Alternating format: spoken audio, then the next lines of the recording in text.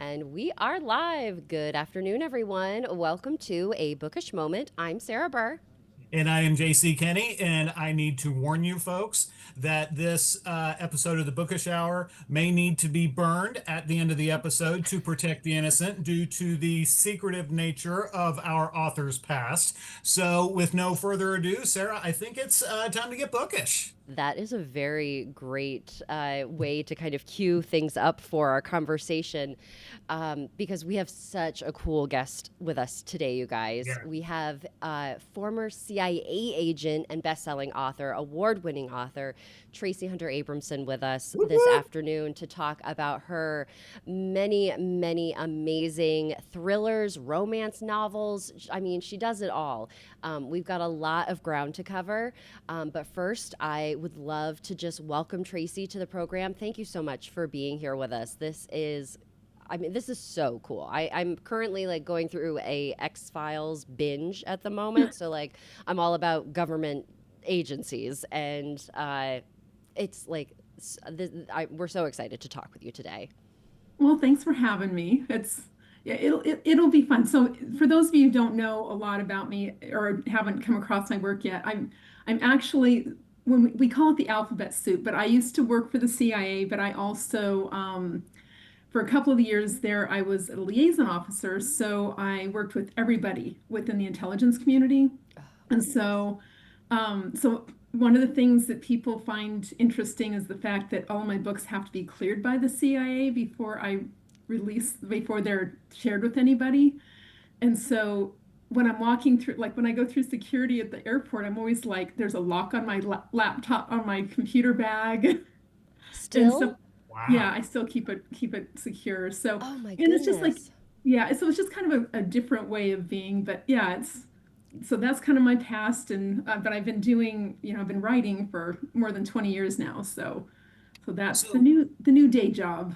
Oh So, wow. speaking of then the new day job, first off, I want to thank you for your time working for the federal government, working for us. We appreciate your service, the fact Mhm. that you were out there looking out for us all. One of the things we'd love to know is this new day gig that you're doing, that you've been doing, writing. How did you get into it?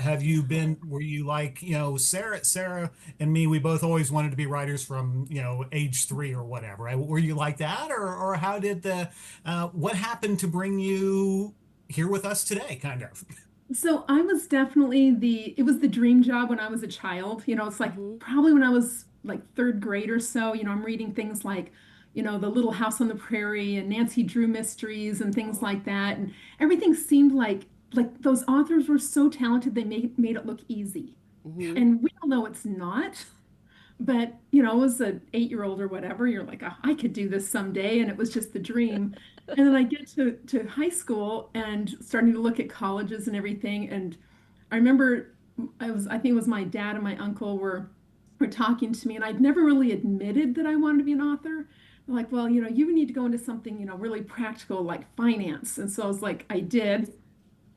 Um, and I was recruited by the CIA, but during my out of college, but during my senior year, just the pressure of I was in a very competitive business program. It was one of the top in the country, and so I just needed a break, and so I started writing just as a hobby. And I was like, and I was bad, y'all. I was so bad. I would write things, and it was like I would write the first couple of chapters and I'd create a world, and then I'm like, and nothing happened. And so then I'd start a new one, and I realized, oh, apparently you have to have a plot and a conflict and all that kind of stuff. So it took me a really long time to learn how to write. Mhm. But during my CIA years, I had a lot of experiences, and every once in a while I would just kind of play with it as a release, just kind of that hobby type thing. And then as I was leaving the agency, I started writing right as I had borrowed a laptop, and the one deal that I had with my husband was when I left the government service to be able to raise my own kids. And I said, okay, but we're using my payout to buy a computer because I have to have a computer. And so I had my computer. I had, back then it wasn't Microsoft Word, it was WordPerfect.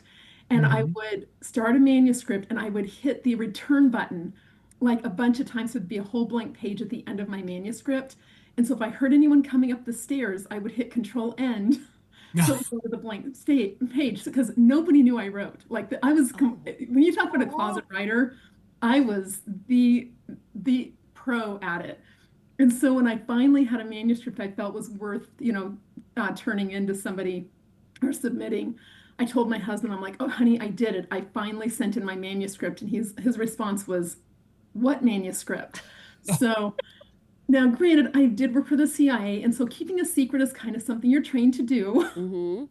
So, but that's kind of where I started. I researched publishers. I went straight to a publisher, wrote 50 books before I even had signed with an agent. Wow. Oh, Um, wow. so yeah, I was a very non-traditional career when it comes to what we do, Mm-hmm. but it's been working. Oh So my gosh, that is, Indeed it has. and what you had said about, creating all of these worlds and then like nothing would happen. yeah, I like that, just like light bulb moment for me of like, I loved that world creation, yeah, but like, and then it didn't go anywhere. So it was like, yeah, like if I could have had a job just like creating worlds, I guess maybe I would have been like a really good industry. But that's what it was. That like there's yeah, something about the creation of these characters, of these places, yeah. and then sometimes of just like, oh, like that's where they live, and nothing bad ever happens to them. Tracy, we've got a lot of comments that I've got to catch up on in our chat right now.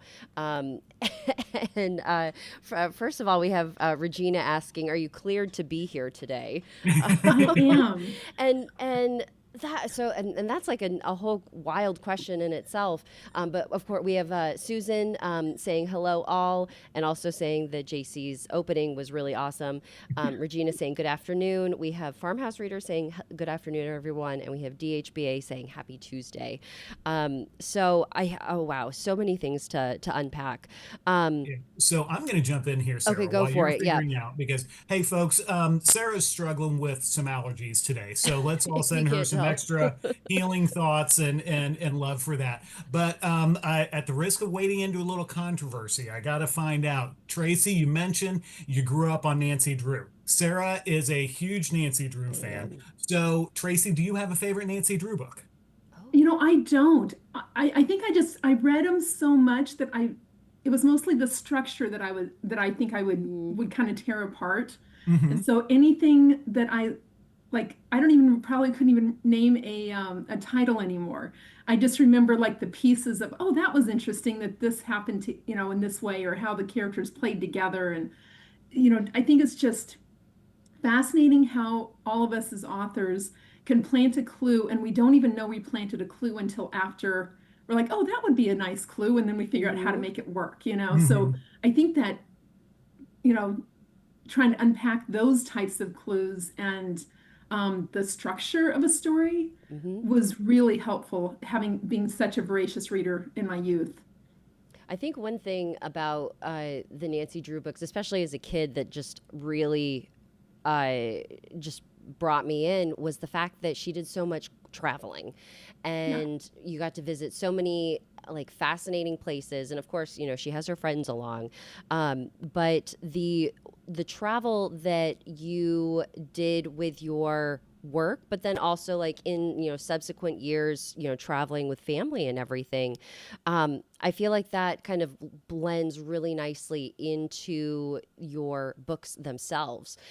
So maybe shifting focus a little bit, Tracy, to tell us about. So you had Victim Number 8, which is the second book in the Luke Steele series, which right. came out last year. But you also have a new book in the series coming in September. So we're in this really nice kind of like bookend of like people Yeah. should go pick up the first two books so that they're ready for when book three comes out in Yes, you September. know what you need to do, folks. There's your assignment. Can you share with us about the world of Luke Steele? How you have this? He is a Marine Yep. captain and Yeah. working for an aide for the president. Yep. You also have he has like a partner that he works with. So tell us about Luke's world, where you came up with the super cool, like Luke Steele, like where did that name come from? And maybe a little bit about the relationship that he and his partner Amberlynn have together. So the main character, Luke Steele, I mean, first of all, the name I wasn't sure what we were going to call him because I'm terrible with naming characters after so many books. And so my publisher actually helped me come up with a bunch of names that I kind of to use. Like I had a bunch of first names, a bunch of last names, and the funny thing is some of the names they came up with, I was like, nope, I've got a friend who's using that as a main character. Nope, I've got another friend who's using that as a main character. So Mm-hmm. like I was trying to make it where it wasn't where it was a strong sounding name that was pretty simple. Um, but ironically, one of my sons is named Luke, and so I had to get permission from him to use his Okay. name. But the character is kind of a blend of like my son is one of those people who tends to be he was very shy when he was younger, and so taking that aspect, you know, and some of my kids have been bullied in school over the years. And so taking somebody who suffered through some of those trials, because they're unfortunately very common, you know, Mm-hmm. in our school system today. So I wanted to put that as a background for him. But then I had a friend who was the Marine military aide for the president, because I live south of Quantico, so I'm in the DC area. And and it was just really cool during I'd been to the White House multiple times, but when he was in at the end of Obama and the beginning of Trump's first term. Mm-hmm. And so I was one of the times I went up to visit him at work, it was his wife and I went up to have lunch in the Navy mess or the White House mess. It depends on who you're talking to, what they call it. And they it was when right after the administration changed over, so no tours were happening. So all of the barricades were down. We're just walking through the White House, through the residence, you know, going through the, you know, down the East Colonnade to the West Wing, or sorry, the West Colonnade to the West Wing, and so we got to walk a lot of the places you would normally have, and then the Situation Room is right next to the White House mess, and so we're walking right by that, and I have a lot of friends who are Secret Service as well. So that kind of gave me the background of I've been in a lot of the places I'm writing about. I know people who've lived the life that I'm writing about. And then we have Amberlynn, who is kind of plays, you know, it's kind of a love interest almost. They're still kind of figuring things out, but she's an FBI behavioral analyst. And so part of that came from like I work right next to the FBI Academy, like where I live. So like FBI Academy, we have baby agents come to church with us sometimes and things like that. And so the terminology from the FBI is not unfamiliar for us, Mm-hmm. but I also understand like how they structure as far as they don't, you know, most people think of FBI agent as just the person who has the gun and goes and breaks down doors and is like FBI freeze, you know, and Mm-hmm. it's like they're a lot more than that. So it was just kind of taking a different piece of the FBI that I wanted to represent. And it was really cool. I'd been at Thriller Fest up in New York shortly after before I wrote this, and somebody from that unit had been there. I was like, oh, perfect. You just gave me a bunch of information. I can totally use what, you know, all this knowledge you just shared with me. So it worked out great. Oh my gosh. That That's is good. just so cool. That's gotta be For one of the this. coolest answers I think that we've ever Yeah, received. yeah, yeah. Like just all of the like so many things that were dropped. I've seen pictures of the White House. Yeah. But Uh, so one of the things that yeah, I guess folks, curious minds want to know, um, how much when you're writing your stories, because you're writing about, the alphabet agencies, and you're writing these intense adventures, kind of steeped in the real world. How do you make sure that you're, given your own personal background, that you're writing fiction that is safe for everybody to read? mhm. So you mean as far as I'm not giving away government secrets safe or Yeah, that or anything because I'll admit, it's like Sarah and I have, said we write cozy mysteries. We live in right, made up towns. It's easy for us. right, My research is, what are the kids taught? What lingo do the kids use? But you obviously have a lot more reality in your yeah, stories and of people doing important and kind of secretive stuff. So I guess how do you, write that compelling story because you obviously are fabulous at that while giving us a fun ride and right. making it real without, yeah, running the risk of accidentally divulging something that shouldn't be divulged. Hmm. So I think just because I've worked for the government for enough years, I was there for just over 6 years, but I've lived in the DC area for that time as well as, almost 30 years. Well, actually more than 30 years now. And you just get a feel for what you can say and what you can't. It's I remember one of my first weeks of my first week of orientation. We were all in this big, all the recruits from that were starting that week were in this big auditorium, and somebody on the stage said, "Okay, I'm going to ask you a hypothetical question," and said, "If I tell you what the Russian president had for breakfast, and at the time it was the Soviet Union, by the way." If we told you who the president what the president had for breakfast, is that classified? And the room was kind of split. They're like, who cares about the president, what they ate for breakfast? And even at that point I was like, there's something wrong here. Like, I don't think we could say what he had. Like, I think that there'd be a reason why we wouldn't want anyone to know we know this. And that was exactly the answer. They said Mm.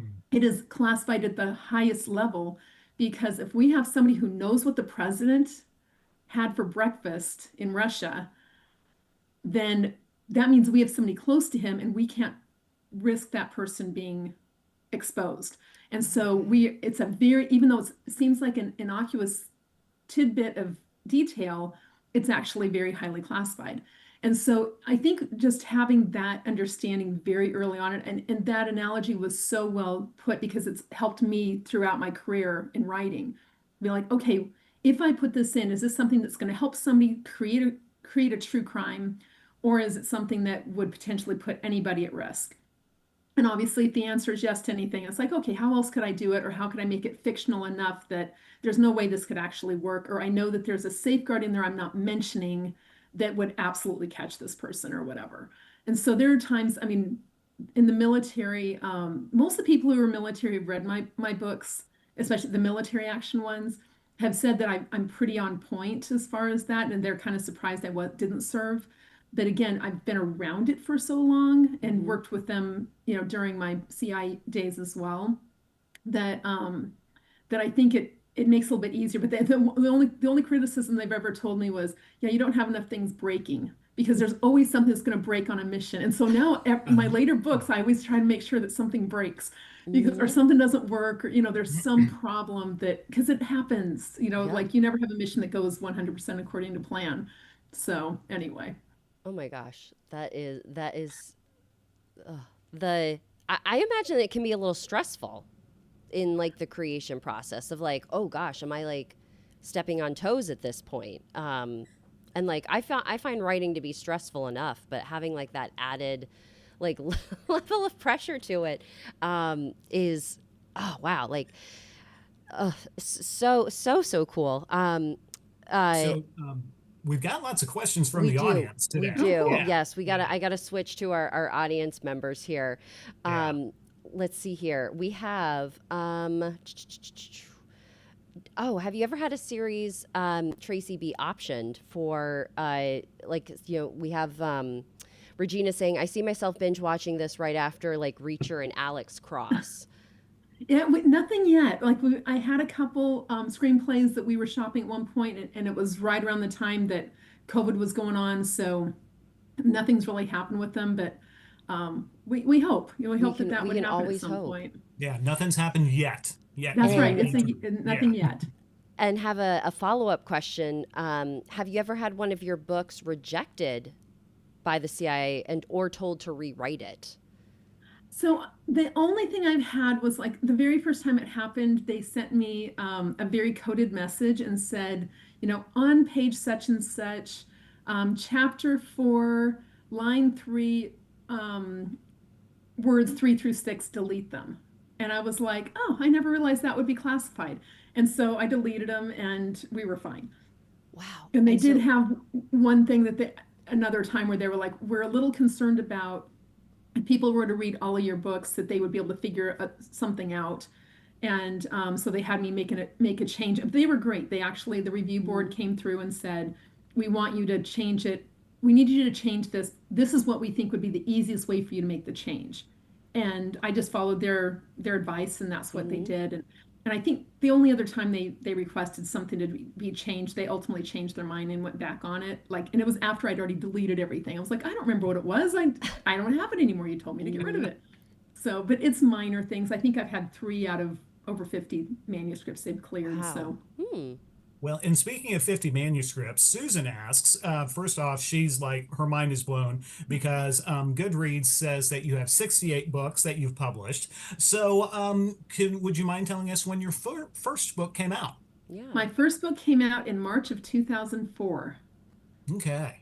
Congratulations to that. Well, And thank you. so, all right. So that's like, wow. So 20 years, that's like three a year. You've been busy, three plus a year. Yeah, so I started out at 1 book a year, and then I kind of accidentally got efficient enough to go to 2 books a year, and then I was got in a situation of my husband wanted to retire on the earlier side because he was dealing with that commute going up to DC, and I said, all right, I'm either going to go back down to 1 book a year and get a job so that I can help us prepare financially for that, or I need to go to 3 books a year. And when I had the conversation with my publisher, they said 3 books a year is fine.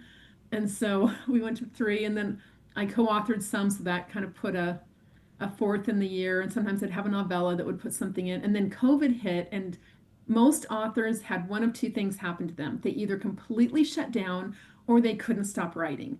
I was the second version, so I wrote over, and you all, those who are authors understand how much this was. It was over 500,000 words I wrote in 2020. Um, Wow. yeah. Wow. So it just was like I had the first book I had ever written I wanted to rewrite, and so that turned Mhm. into a full series because it wasn't well written. It needed to, be broken down into a couple of different novels. So yeah, I've had some years where I've had 5 or 6 releases. Mhm. But right now I typically have been landing around 4. Wow. Well, That is okay, so maybe Wow. cool. 5, I'm but I'm trying to wrap my head around 500,000 words.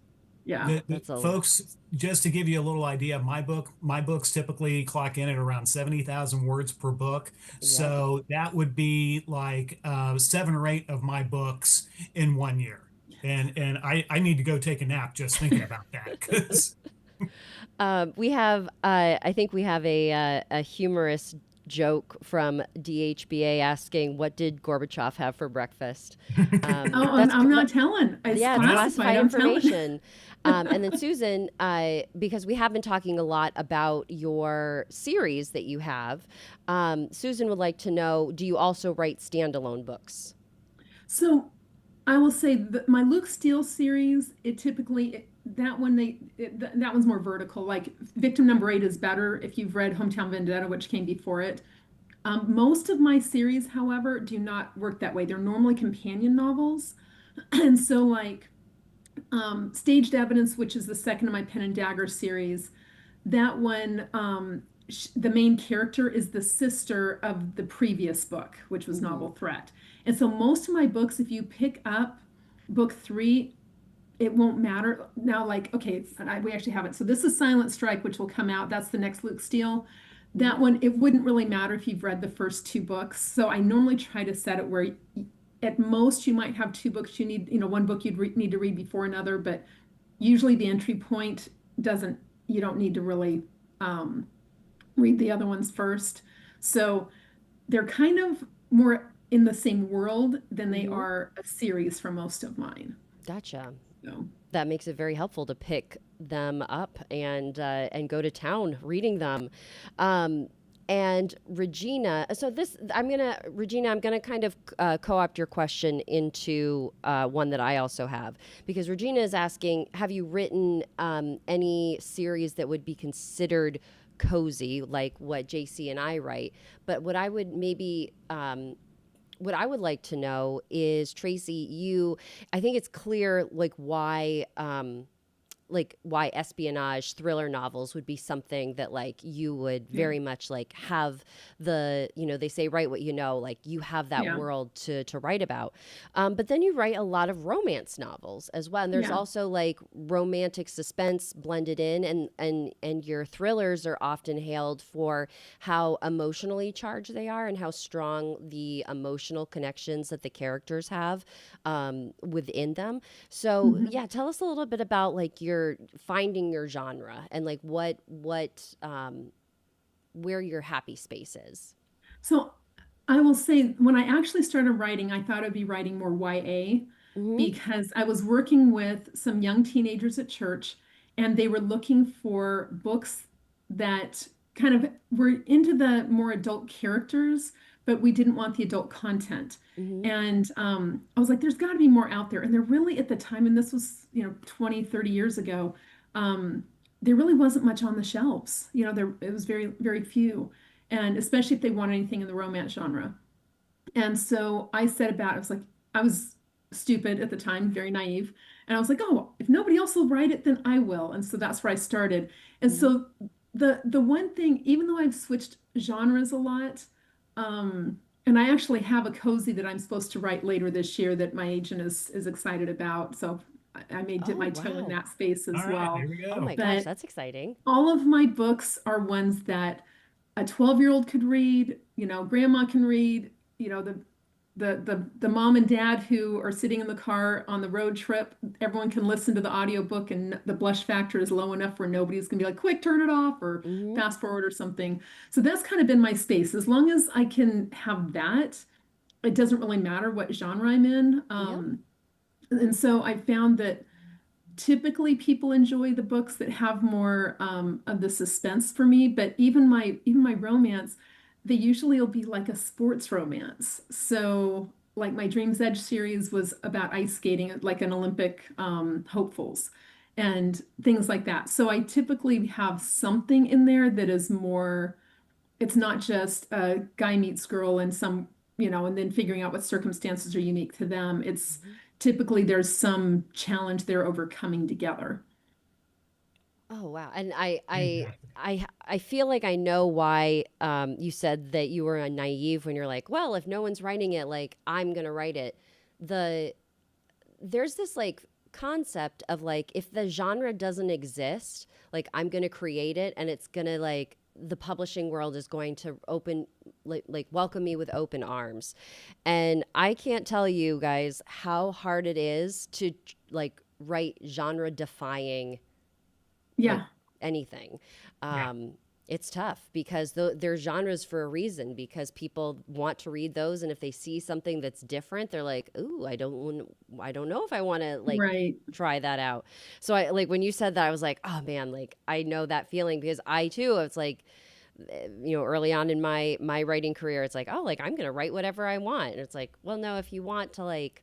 Succeed and be able to Yeah, grow your backlist and everything by people actually buying your books, like you have to conform a little bit, which I mean you have created something that is both special but and like shines in the genre. So it has been a delight chatting with you, Traci, and I can't believe like we just Mhm. blew through this 30 minutes. Yeah. And I'm really curious about like what types of TV, movies, books that you're reading. But really quickly, before we kind of go into our last segment, how do folks stay connected with you? Where's the best place for them to follow you, to keep up to date with everything going on and all of the new books? You have Staged Evidence coming out in April, so like this like tomorrow, yep. next month. So that's this one.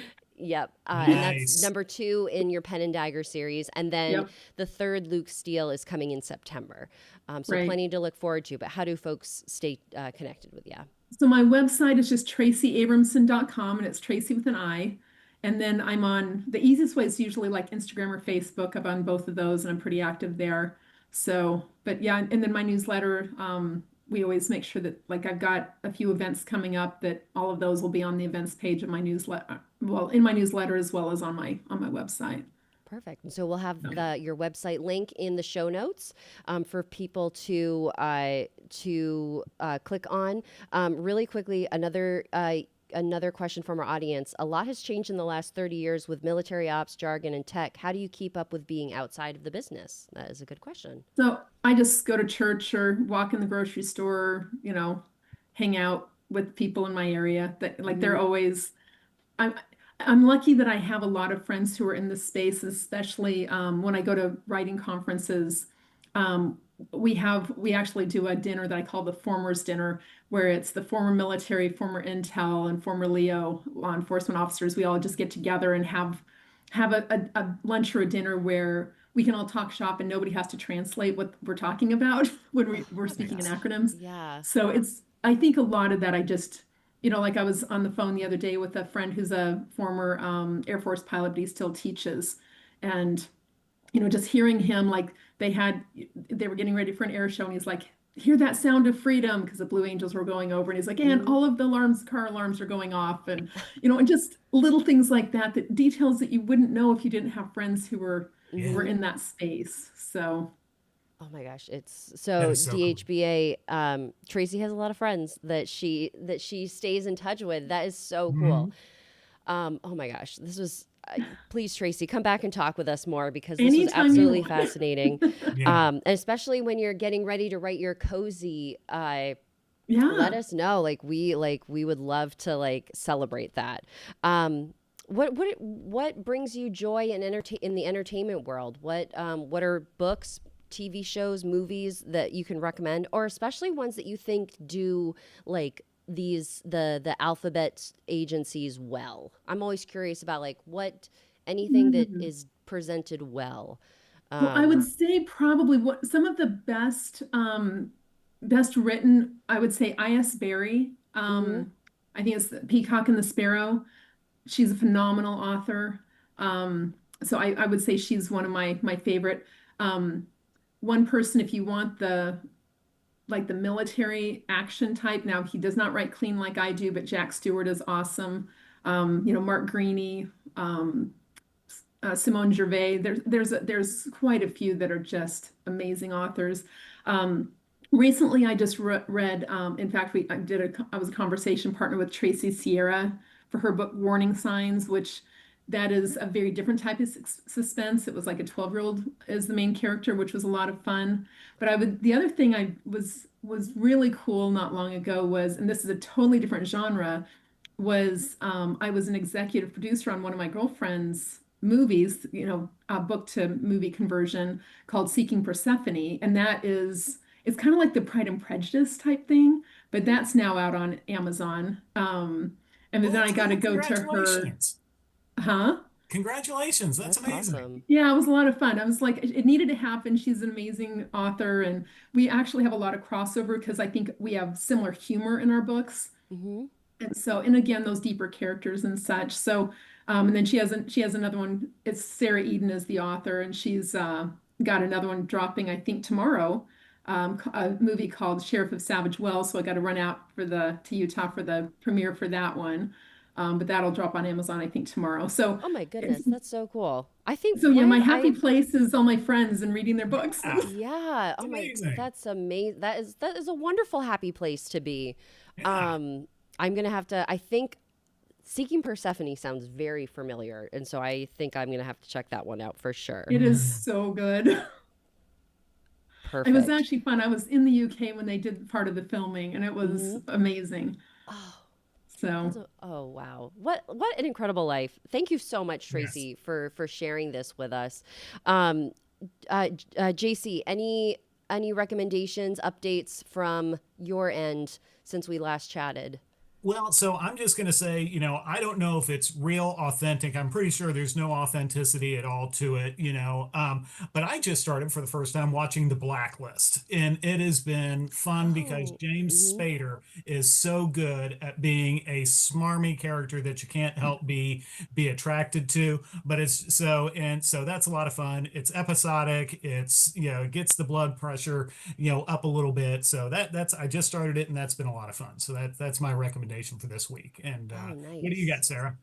I am, let's see, I have a couple of them. I'm listening on audiobook to One Wrong Word by Hank Phillippi Ryan. I'm Oh, I like love going her. through her her whole backlist before we see her at Malice Domestic.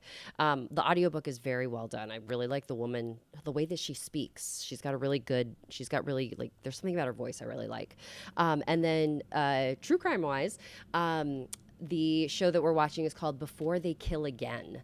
Ooh, And it is HBO, I believe. I think it's like part of the Discovery Network. A lot of like psychological analysis of a suspect, which is like that's where I love all of like the forensic people being talking to us about like why people act the way that they do. And so far, I'm a couple episodes in, very good, but very creepy, because it's obviously someone who has done something bad and then they're on their way to do something worse and trying to stop them before they do that. So that's my uplifting, my uplifting thing to share with you all. Again, Traci, this has been absolutely wonderful. Folks, go check out Traci's website. We'll have it in our show notes. Traci Hunter Abramson, her books are all over. You can find them at your favorite bookstore. And you have more to look forward to, which is always exciting. Thank you for sharing a moment with us, Traci. This was fascinating. Thank you. This will go down. I think this will go down in one of our record books or show books as being like, oh gosh, that episode so good. I love it. So thank you for being here, and come back and see us when you have come back and see us anytime. All right. Open door episode. And for our wonderful our wonderful viewers who joined us, and we really appreciate your comments. You guys bring us so much joy with how funny our commenters are too. Like I always love that. And so we will be back next week with a new episode, and looking forward to seeing you all then. But until everybody, be healthy. Hopefully you're breathing clean air, that you have a wonderful rest of your week. And until we see each other again, stay bookish, everybody. Have a good one.